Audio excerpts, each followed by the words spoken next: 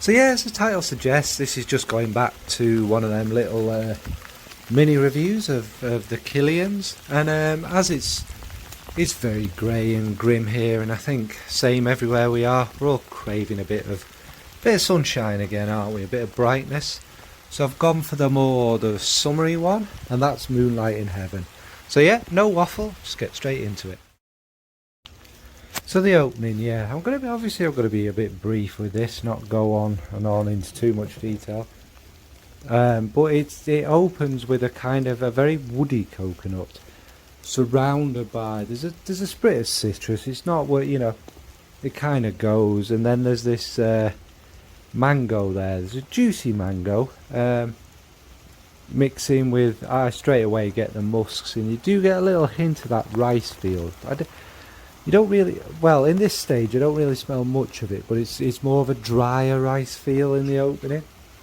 And it's quite a tropical one. Now it's not tropical in the same way as Playing with the Devil. It's not a bright tropical one at this stage. It's quite like it suggests. It's like these lingering kind of fruits and smells of a tropical paradise as you sort of get towards midnight. So that's the kind of opening of it.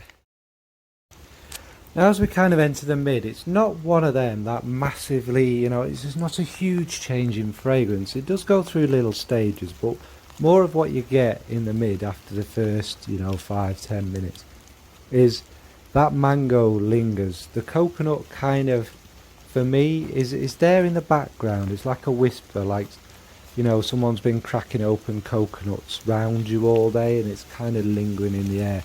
It's not one of them horrific hairspray coconuts, it's not a suntan coconut and what have you, but what starts to come through more is the vetiver, and the tonka warms it up from the base.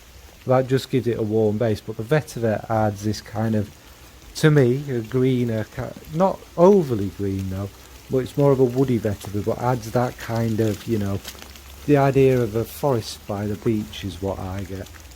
And the rice is there, and maybe starts to give it more of a fluffy thing. It's less dry on me. The kind of the pink pepper or whatever it is does kind of linger on a little bit in the background, but does steadily kind of drift away, and there is that beautiful muskiness that comes in it.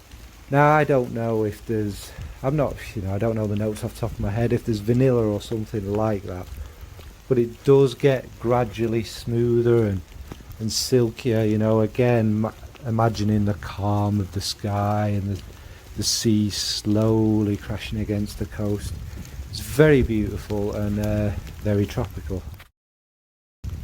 So into the Drydown, like I say, it's not a big massively transitioning one, and the mango does linger for quite a while on me, but what you get in the Drydown, after a good couple of hours, is it's this kind of a nice woody vetiver. The lovely coconut still ripples round the outside of it, it's still there, but it's just a warm, sweet, woody kind of fragrance. That wouldn't surprise me if there is some sort of labdanum or some sort of resinous, sweeter quality in the bottom, and it's like maybe, the moonlight's gone and you're starting to come towards dawn, and that's what you're kind of left with, this kind of hue of a fragrance. It's not very strong, and it's not, well, I'll come to that later, but it is it's enough to kind of give you that warm, cozy, tropical feeling, after the night before kind of feeling, kind of waking up or going to sleep serene at that time in the morning. Alright, so yeah, I kept my promise, keeping it brief. Basically, I got to stop saying basically, this fragrance is a magnificent kind of tropical one. You can wear it in the summer, although I'd say spring, late summer are probably the better times for it. And although I did say it can linger down to be quite close to you, don't be fooled by it. I have sprayed this one a few times, and it makes you feel sick. It is too much. It's not too sweet or anything, it is just too much round you, and that coconut kind of starts to get a bit more prominent, which is a bit ugh. But sprayed in the right amount on the right day, it's just a beautiful, magnificent one. Especially, I live in a grim, dreary rock in the middle of the North Sea, don't I?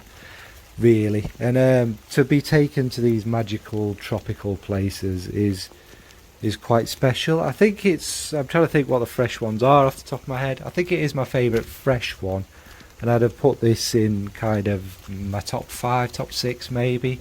It's just such a beautiful, easy fragrance, and again, it's one of their more original ones. Yeah, there are some that kind of have this theme, but the way the mango and the rice kind of work in this, and the fact the coconut's not over creamy, it's really quite an enjoyable, great kind of reminding you of summer fragrance. Like I say again, I'm saying in the heat, we don't get extreme heat in this country, but some days it might get over 20 degrees and it might start to choke me a bit, but that's just 1 or 2 sprays then, isn't it, really?